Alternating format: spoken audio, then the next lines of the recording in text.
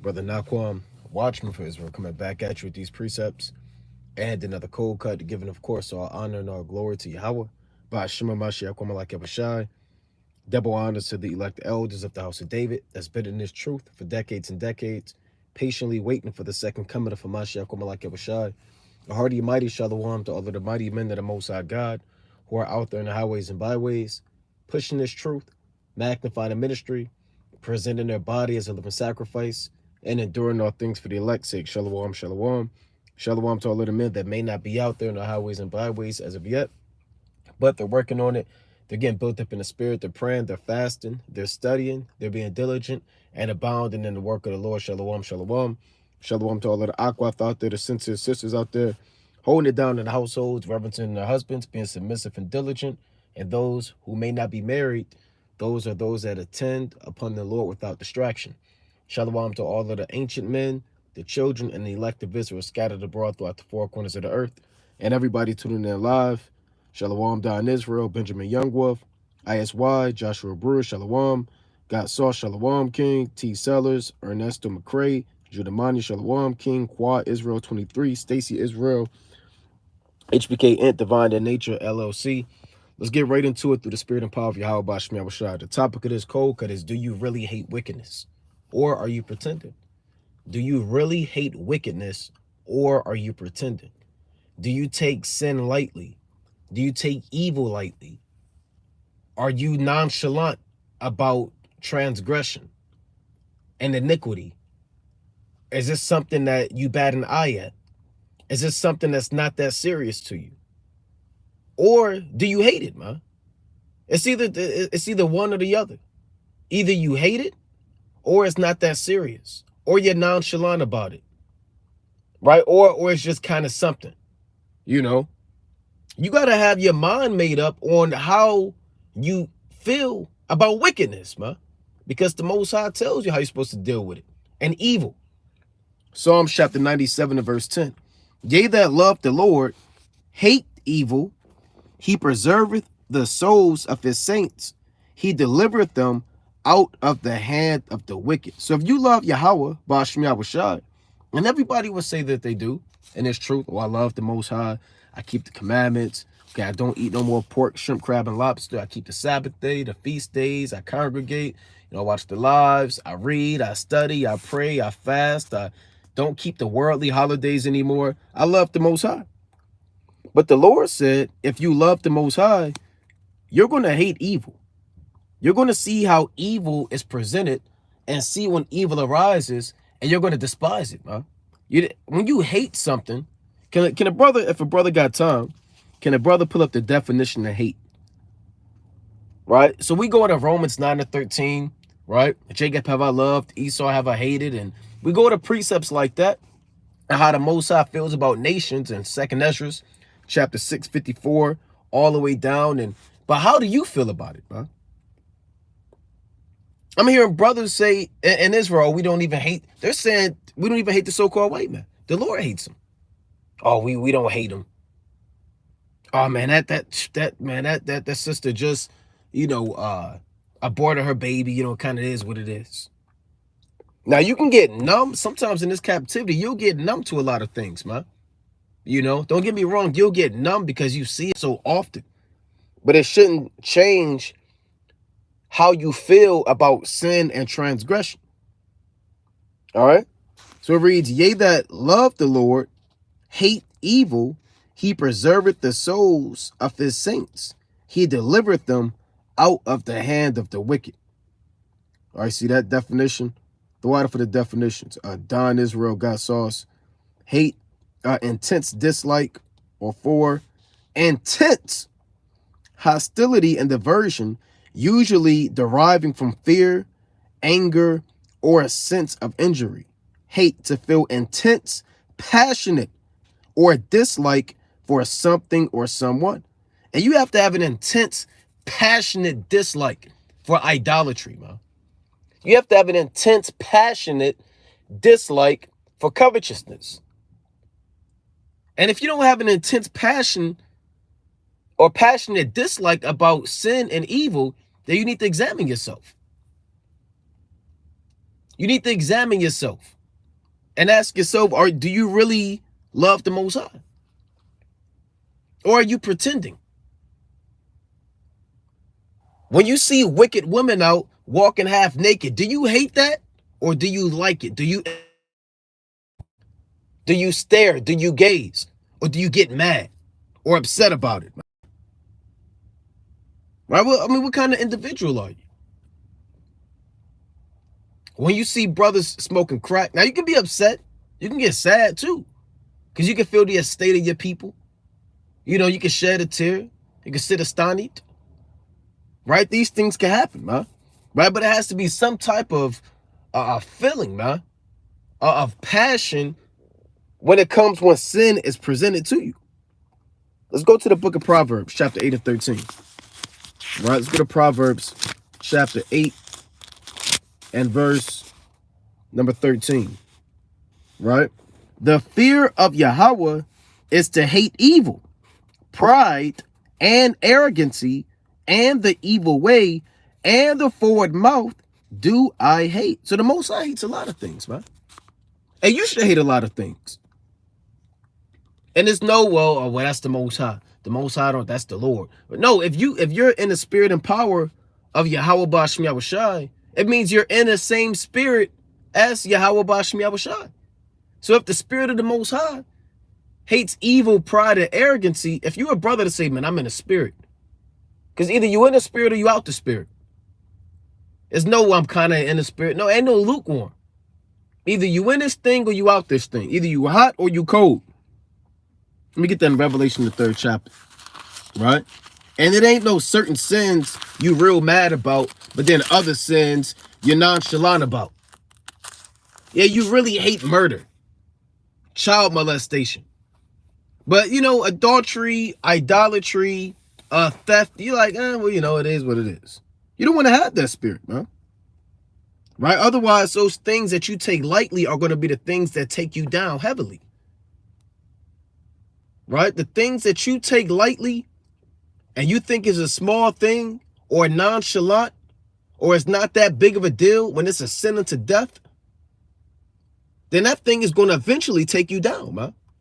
And if that particular sin doesn't take you down, something of the same weight or the weighty sin in like fashion is going to take you down. Right? Let's go to Revelation chapter 3. Right? Revelation chapter 3 and verse 15. I know thy works, that thou art neither cold nor hot. I would thou wert cold or hot. So then, because thou art lukewarm and neither cold nor hot, I will spew thee out of my mouth. So what are you, man? Are you hot or are you cold? Because the Lord don't deal with the in-between. The Most High loves and he hates. There is no I really like this with the Most High. Right? Either you love it or you hate it, man. You despise it or you're with it. Either you abhor it or you adore it. You know? And being lukewarm is not just in terms of, you know, your work ethic and the truth and your reading and your studying, right? It's beyond that, or your labor, you go to camp. You could be lukewarm in the spirit with demons. You could be lukewarm how you deal with demons, man. Some demons, you're like, oh, well, you know, that's just who I am. Or that's just who that person is. Or it's not that bad. Like them Negroes that celebrated Thanksgiving. Hey, you should have been mad about that, man.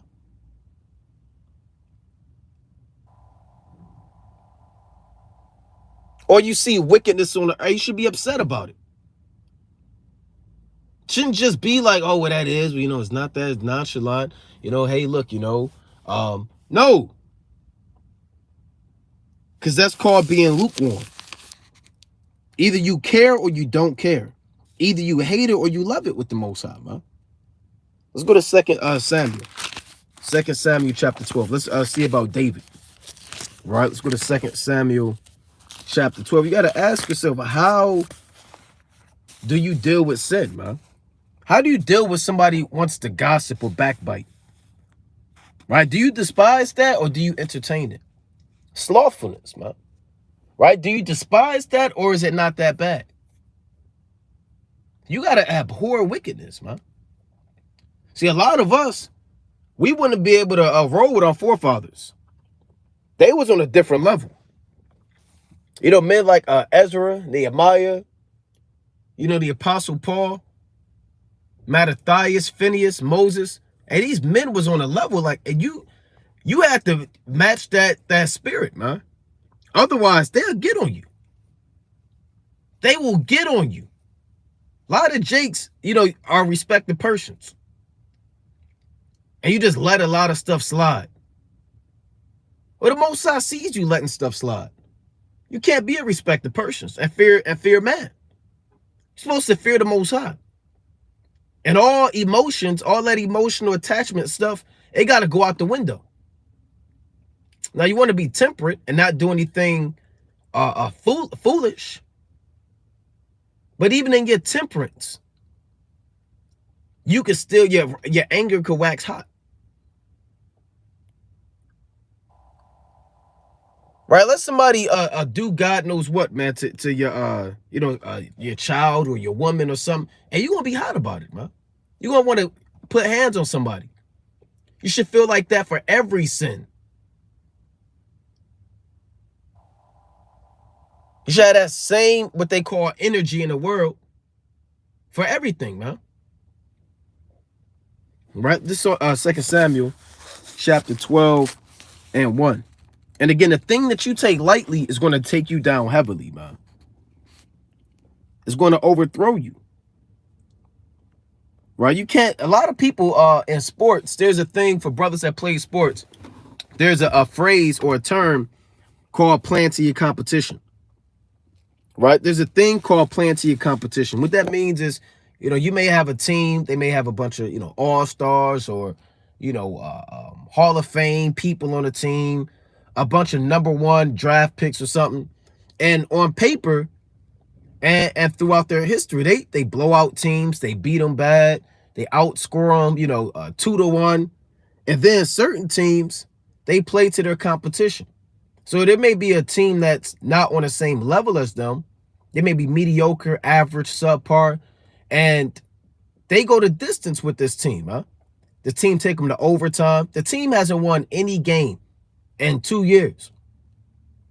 And a team that has never lost in 2 years, now they're struggling against this team. That's called playing to your competition. You know that you could that team could beat them any day, but today was the day where they played to their competition. On a spiritual level, brothers know deep down inside and in the spirit that you should despise a lot of these things that you see going on. But you're doing that same thing, man. You're like that athlete that's playing to his competition. You're looking at all this evil and sin that you're into or brother's into or your wife and your sister. You notice that that's off and that's off, but you're really not saying nothing about it, man. Right? You're matching that nonchalant spirit. Knowing damn well you should be rebuking that. But you're kind of like, oh, well, you know, you feel how they feel about it. They commit wickedness and they don't feel too bad, and that spirit hop on you, now you don't feel too bad about it. Well, you know, it is what it is. No, man. It's not how this thing works.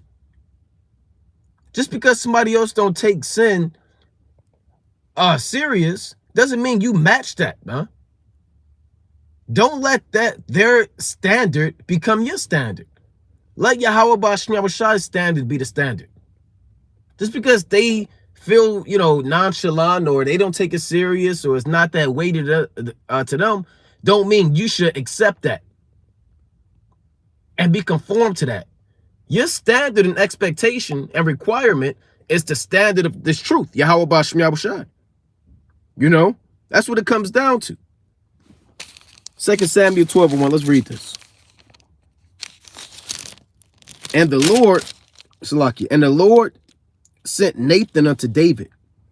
So like I got this glare, bear with me. And the Lord sent Nathan unto David, and he came unto him, and said unto him, there were 2 men in one city, the one rich and the other poor. Now keep in mind, this is Nathan bringing a parable up to David, so David could condemn himself, right? But let's see something. So yeah, one rich man, one poor man. In this parable, the rich man is David, the poor man is Uriah the Hittite. The rich man had exceeding many flocks and herds. Yeah, like David had many wives and concubines. When you read 2 Samuel, the 5th chapter. But the poor man had nothing, save one little ewe lamb, which he had bought and nourished up, and it grew up together with him and with his children. It did eat of his own meat and drank of his own cup, and lay in his bosom, and was unto him as a daughter. And that's the relationship between Uriah the Hittite and Bathsheba. That was his only wife, man. You know, that's all he had. That's who he loved and cared about. And there came a traveler unto the rich man, and he spared to take of his own flock and of his own herd to dress for the wayfaring man that was coming to him, but took the poor man's lamb and dressed it for the man that was come to him. So this rich man had exceeding flocks. He could have took one of his own, but he stole the poor man's lamb. And that's all he had, man. And it's really talking about David. David had 2 wives and more wives and concubines, you know, but he decided to take Uriah's wife. Let's read on though. 2 Samuel 12:5.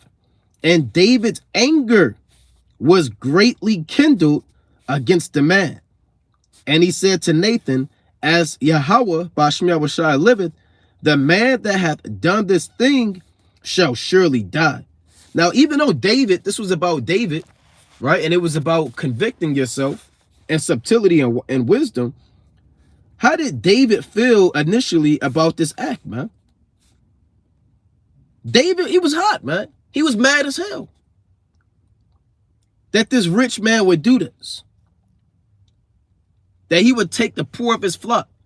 It didn't say David was like, damn, that's crazy. A lot of jakes, you say that stuff, man. Damn, that's wild. Damn, for real? That's crazy, man. Shoot, Lord willing, man. Damn.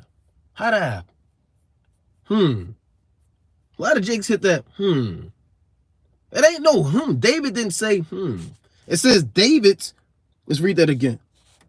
And David's anger was greatly kindled against the man. So you got to picture that, man. When you hear about evil and wickedness, certain things, man, you might get upset. Your anger might be kindled. What you so mad for? See, somebody on a low level would have looked at David and said, well, what are you so mad for? Can you just buy another lamb? It's not the point. First of all, he's a poor man. So he's not going to be able to get another lamb. Well, shouldn't he just... No, the point of the matter is wickedness was done. Injustice was done in the city. And when there's injustice, you're going to be mad. That's why the scripture says, surely oppression maketh the wise man mad. That's you being oppressed and your people getting oppressed. That's going to make you mad. So David exemplified that in that verse, even though it's really going to him going the hell off. Right? And when things like this or evil is presented to you, is your anger greatly kindled? Or is it not that bad? Right? Let's go to the book of Exodus. And if you say it's not that bad, then you need to get your spirit right, man. Right? How could something that kills you be not that bad? How can something that leads to your destruction and you being sifted out and fall out the truth, I can be nonchalant about that? I mean, really. Nobody's nonchalant about a gun to somebody's head. Nobody's nonchalant about a bomb in the building. People aren't nonchalant about active shooters and shopping malls and schools, man. People aren't nonchalant about somebody holding a knife to somebody's throat. The same spirit that you have towards that, you got to have towards wickedness and sin. You got to have that same spirit. Because the same way that those ways, a bullet to the head, a knife to the throat could kill you, wickedness will kill you, man. Evil will slay you. So you have to have that same exact spirit. Right? This Exodus chapter 32 and start at 17. Read about Moses. Right? Exodus chapter 32 and 17. Now, this after Moses went up to the mount, right? You read this account, went up to the mount to receive the laws and the commandments, and he came down. The people of Israel was freaking off. They set up 2 golden calves. Aaron said, behold, these be thy gods that brought thee out of the land of Egypt. All right, so they was going the hell off. Right, let's see how Moses responded. And when Joshua heard the noise of the people, as they shouted, he said unto Moses, there is a noise of war in the camp. So they were so loud, he thought it was war. People shouting and screaming, right? Let's read on. And he said, this is what Moses said. And he said, it is not the voice of them that shout for mastery, neither is it the voice of them that cry for being overcome, but the noise of them that sing do I hear. So this was a big deal. They were so loud and so wicked, they thought that people were killing people and people were crying for being killed. Moses said that's not what it is.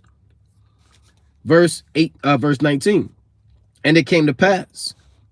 Right, that's a good precept right there. That's what I was thinking of. Psalms 34:21. Evil shall slay the wicked, and they that hate the righteous shall be desolate. See that? It's a good precept. Nevertheless, right? Exodus 32:19.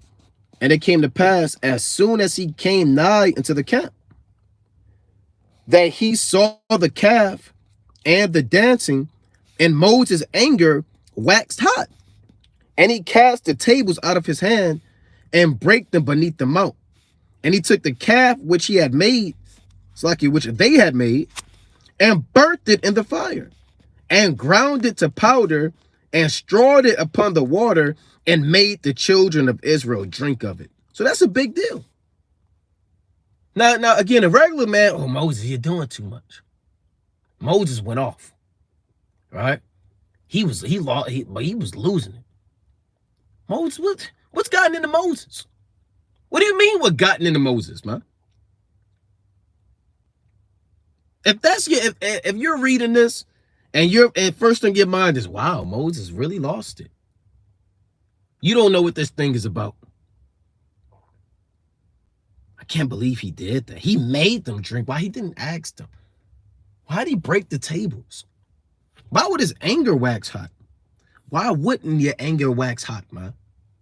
Here you are. You got to think about stuff like this, man. Here you are up there for 40 days and 40 nights.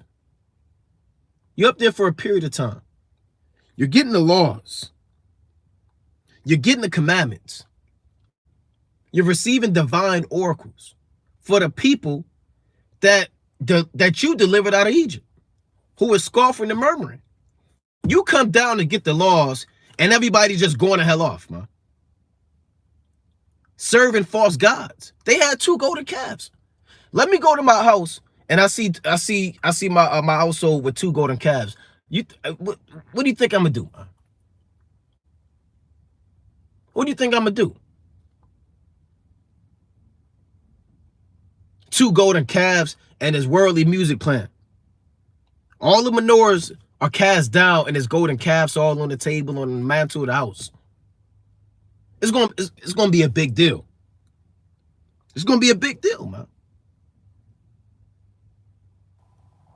So Moses' anger waxed hot, and like the brother said, HBK Int, for the meekest man's anger to wax hot says a lot, and that's true, right? Because Moses, when you read Numbers chapter 12 and 3, he was the most humble man, the meekest man on all the earth. So you can still be meek and humble and have these emotions. It doesn't make you a lunatic. It doesn't make you less of an Israelite, because when idolatry is in front of your face, you're supposed to feel some type of way about it. When backbiting, murmuring is coming at you, you're supposed to shut it down, man. Let's go to Sirach chapter 20. And that's why a lot of people get overthrown. A lot of people get overthrown because you don't want to hurt nobody's feelings, right? You don't want nobody to, you don't want no, what they say, smoke. I don't want no smoke. You don't want to ruffle no feathers. I don't want to ruffle no feathers. I don't feel like dealing with this. I don't feel like it right now. What do you mean you don't feel like it? The brother is about to lay with his woman. I don't really want to shine. I don't feel like getting into it with this brother. I already know how he gonna be. Well, so what, man? He gonna be how he gonna be. You better stand up for the truth. I gotta deal with this. I don't want to hear her mouth. Brother, your woman is talking to 3 other men. What do you mean you don't want to hear her mouth? Let's go to Sirach chapter 20. Right? Ecclesiasticus chapter 20 and 22. Now, are we saying walk around like a grump all day? No, man. Because you have times in this truth where there's mirth, there is laughter, there's joy, and you have to find that, man. There is space for that, and it's there. It's available on feast days with brothers. You know, it may be something rewarding that's happened to you. The Most High blessed you. And all praises to Yahweh Bashim Yahweh when you can experience those emotions at such a wicked captivity. But the point of the matter is when sin is presented before you, when you encounter it, how do you respond? Are you pretending? Or do you really hate evil, man? Right? Sirach chapter 20 and verse 22. Right? Ecclesiastes chapter 20 and 22. There is that destroyeth his own soul through bashfulness, and by accepting of persons overthroweth himself. See, a lot of brothers and sisters, you'll destroy your own soul by being too shy. You know it's off. You know it's wicked. You know it's evil. You know damn well that shouldn't be happening. And you know it. But you're so shy. You being shy is going to get you killed. The Lord is not dealing with the bashful. What if Moses was bashful and act like he didn't see the 2 golden calves? I'm going to just act like I ain't see it. A lot of brothers, you act like you're not seeing something. You want to be politically correct all the time. The Most High is not. You think John the Baptist was politically correct? Yahweh Shai? You worried about what people going to think about you. You know? You're supposed to worry about what the Most High thinks about you, man. You're supposed to do what's right. You're supposed to do what's right no matter what. That's called integrity. Not worried about what people think about you, man. How they're going to respond when you get on them. When you rebuke it. If you're too bashful, you're going to be overthrown and things aren't going to fall. That's why there's something called discipline, accountability, reproof, correction. And these things must be done. And if they're not done and you can't correct anybody, if you're too scared and shy to rebuke a demon and a spirit, then that demon and that spirit is going to overthrow you. That's what this is saying. It's going to kill you. It says, and by accepting a person, meaning you accept that demon, that person, you accept that person for who they are, even though they're going the hell off. Right? Good precept from I Bear Witness, Sirach 4 and 23. And refrain not to speak when there is occasion to do good, and hide not thy wisdom and her beauty. You see that? It's a good precept. So going back to Sirach 20 and 22, and by accepting of persons, overthroweth himself. Right? You don't want to accept persons and overthrow yourself. Let's go to Ezra. Right? Let's go to the book of Ezra, chapter 9 and verse 1. Right? Salakia. Right? Let's go to Ezra, chapter 9 and verse 1. It reads, let's see. Yeah, I'll start at 1. Now, when these things were done, the prince came to me, saying, the people of Israel and the priests and the Levites have not separated themselves from the people of the lands, doing according to their abominations, even of the Canaanites, the Hittites, the Perizzites, the Jebusites, the Ammonites, the Moabites, the Egyptians, and the Amorites. So you had Jake and the mighty men of Israel dealing with these heathen, right? Verse 2. For they have taken their daughters for themselves and for their sons, so that the holy seed have mingled themselves with the people of those lands. So they was marrying these women, having children with them. Yea, The hand of the princes and rulers hath been chief in this trespass. Verse 3. It reads, and when I heard this thing, I rent my garment and my mantle, and plucked off the hair of my head and of my beard, and sat down astonished. You see that? So he saw the men of Israel dealing with these heathen women. See, a lot of in the world, oh wow, you got you an Asian so-and-so, or you got you a Hawaiian so-and-so, or you got you a so-and-so, an Ethiopian woman. People kind of praise that stuff. Oh, she foreign. Oh, she from overseas. That's that worldly stuff, man. If Ezra heard that talk and saw Jake dealing with a heathen woman, you saw what he did, man. Ezra rent his garment. This man actually tore his garment. Ain't no brother ever been that mad when you tore your garment. Like this WWE, man. He ripped his garment and he plucked his own hair out his beard. This thing was so unbelievable. So much madness. He plucked his beard. And it says, and he sat down astonished. You know how hot you got to be to pluck your beard out? How upset you got to be, man? To pluck your own, he had patches in his beard. And his garment was all ripped up. And he just sat down astonished. Meaning astonished. Just what you call dumbfounded. Just looking like in awe and amazement. Like, what the hell is going on? What? What is this? What the, you know? That's why if Ezra and certain men took a time machine and was brought to 2023 AD, you wouldn't be able to take them out in public. You have to keep them home. You know, they wouldn't be able to go out. You got to kind of show them what we dealing with in Babylon the Great and piecemeal. Because if you took them out to like the harbor or Miami or LA or New York and he saw these things, man, it'd be a big deal. It'd be a big deal. You have to control, you have to have men to hold them back. Nehemiah would be fighting Israel, man. Ezra would just be in amazement. It'd be madness.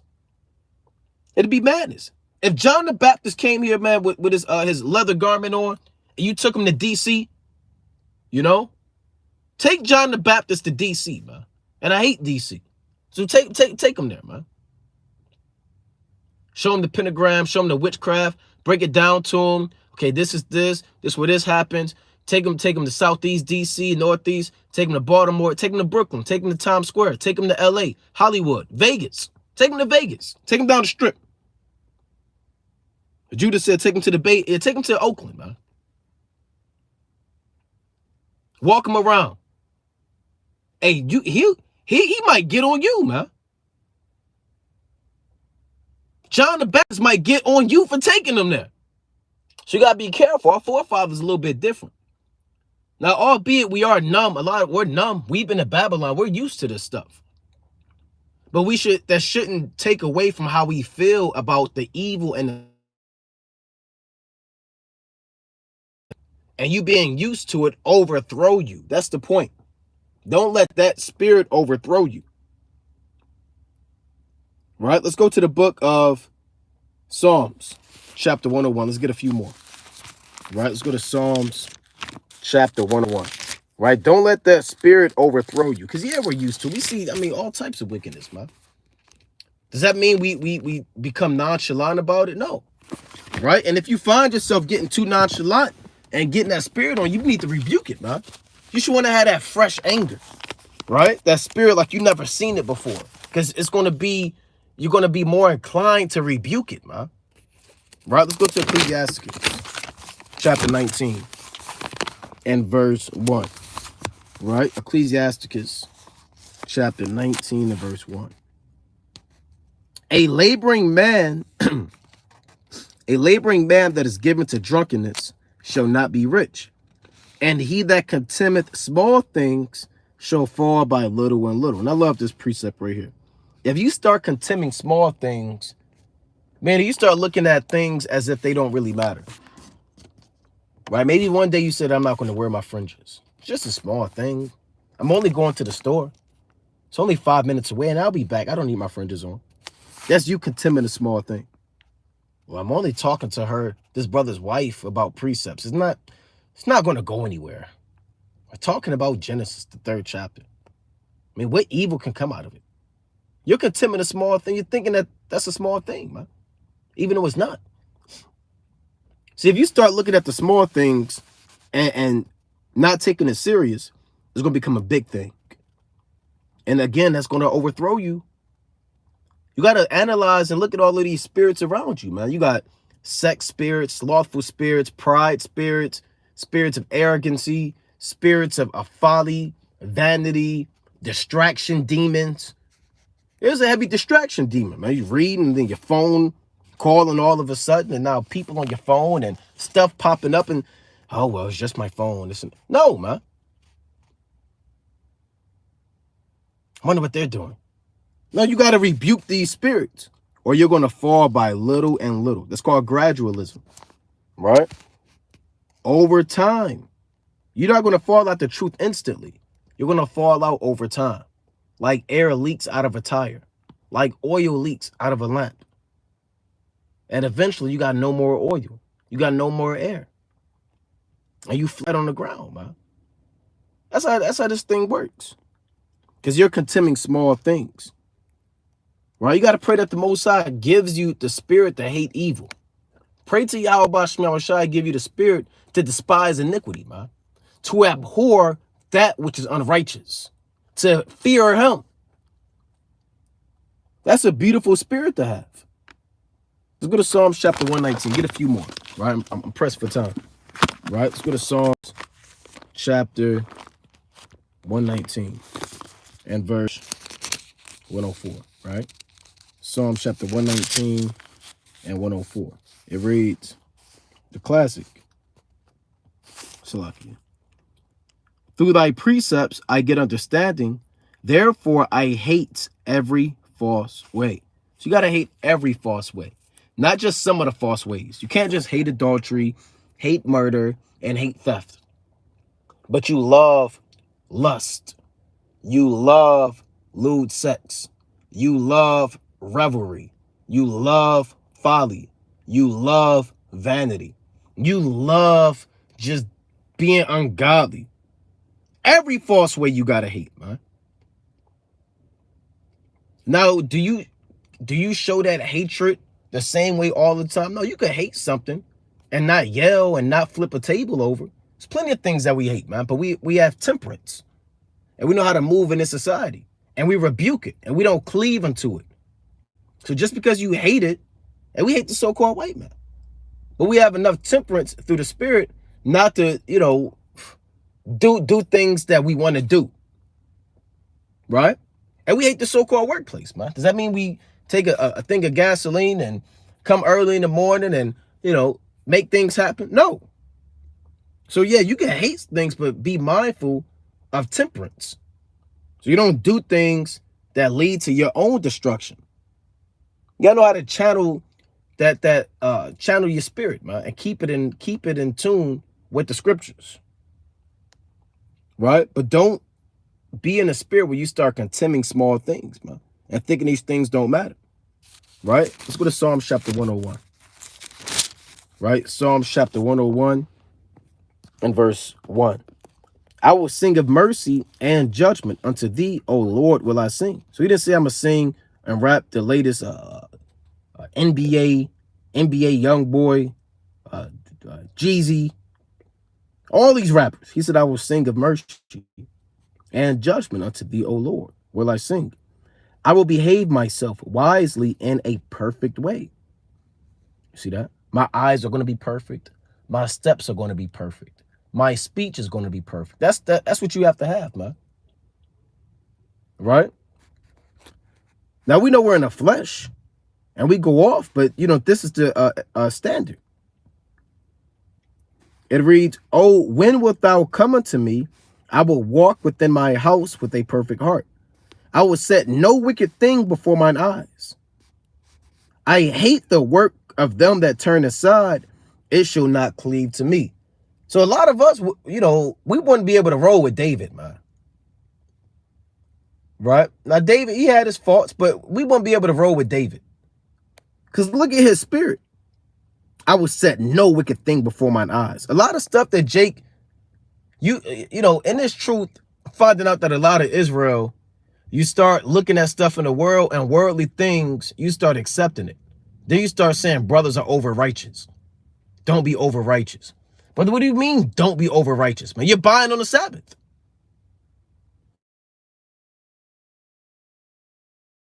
On a Shabbat. You're being over righteous. Brother, you're talking to this man's wife. You're gambling. You're covetous. You're seeking wealth by vanity. You're being over righteous. A lot of brothers that charge brothers for being over righteous are saying that so they can have a reason to keep going the hell off. Now, you can't be over righteous in certain things, right? Which you don't want to be, but you have to have discernment on knowing when is being over righteous and when is a brother just going the hell off. And that's where discernment and wisdom comes in. Being over righteous would be saying you can't laugh or smile in the truth. Because the Lord says, surely oppression maketh the wise man mad. So you catch your brother smiling. You're going off. You're going off. You're supposed to be mad. Well, that's being over righteous. Right? So that's an example. So you want to have some discernment when it comes to that too. Right? So David said, I will set no wicked thing before mine eyes. I hate the work of them that turn aside, meaning people that go away from the Lord, that fall out the truth. It said, it shall not cleave unto me. A forward heart shall depart from me. I will not know a wicked person. Yeah, do you know a wicked person? Do you hold phone conversations with a wicked person? Do you accept the wickedness that they do around you and say it's not that bad? Is it your auntie, your mother, your father, your brother, your sister, your cousin that you grew up with, a loved one? The wickedness that they do you accept them and the wickedness that they do and say it's not that bad? David said, I will not know a wicked person. A lot of people got wicked contacts in your phone with all types of nasty emojis, man. David said, I will not know a wicked person. Whoso privately slandereth his neighbor, him will I cut off. Him that hath a high look and a proud heart will not I suffer. Mine eyes shall be upon the faithful of the land, that they may dwell with me. He that walketh in a perfect way, he shall serve me. He that worketh deceit shall not dwell within my house. So he wasn't letting everybody in his house, man. He that telleth lies shall not tarry in my sight. I will early destroy all the wicked of the land, that it may cut off all wicked doers from the city of Yahweh. So again, you want to have that spirit of hating iniquity. Don't pretend like you're in this truth, man. And you're looking at all of the evil and sin and you're just nonchalant about it. Don't let your numbness in this captivity override your judgment and your passion. Remember, the word hate means the intense passion. And you can have temperate, intense passion. You be temperate about it. Nobody's saying vandalize and burn and kill and destroy and no. So your mindset should be, hey, I despise iniquity. I hate sin. I will rebuke it. I'm not going to let it cleave to me. I'm not going to let bashfulness overthrow me or accept persons against my own soul. That's the spirit you must have in the last days, man. If you don't have that spirit now, with all of these spirits and demons working on the earth, you're going to fall out this thing, man. Because you're going to let that small thing become bigger and bigger and larger till it eventually swallows you up and puts you back in the grave, man. Hate slothfulness. Hate pride. Hate when you don't read. Hate when you don't study. Hate when you haven't fasted. Hate idolatry. Hate when a married woman look at you. Hate when you look at a harlot. The Lord said be ashamed of. You should hate that, man. You should hate that the fact that you entertained it. You was on that page. You was on that site. You was looking at that woman. Hate it. That you even gave it a thought. So with that, we're going to close up, giving, of course, our honor and glory to Yahweh. Bashima Mashiach Kwamalak Yahushai. Most High willing you were edified. Kwam Yashalom. Shalom.